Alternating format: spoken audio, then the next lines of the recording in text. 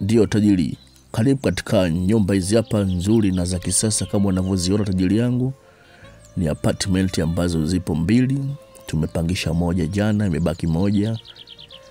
Chumba master pamoja na sebule. Nyumba hii tajiri yangu ni nyumba mpya.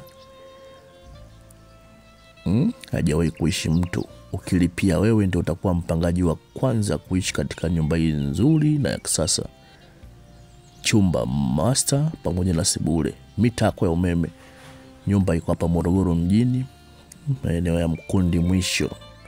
Wala walikuwa wanataka nyumba Mkundi Mwisho, basi chumba hichi kinawafaa kabisa. Hii ni sebule yetu kama unavyoiona, sebule kubwa nzuri na ya kisasa. Sebule kubwa nzuri ya kisasa, dirisha mbili, hewa safi.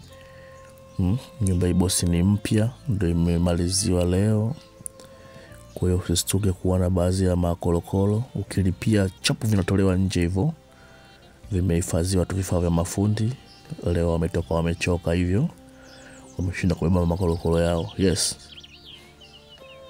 Kwa ndo chumba chetu na hii ndo toilet yetu. Tajiri yangu, hii nyumba ina mavyumba makubwa. Check, utapata wapi chumba kikubwa kama hiki? Full tiles. Check. Chumba kikubwa mno. Na sebule tuone kubwa kama hivi. Kwa shilingi 100,000. Mita umeme ya kwako. Nyumba ipo Morogoro mjini, maeneo ya Mkundi Mwisho. Haya, walikuwa wanahitaji nyumba za Mkundi, nimewaletea. Chumba master na sebule yako, mita umeme ya kwako. Karibu sana tajiri yangu.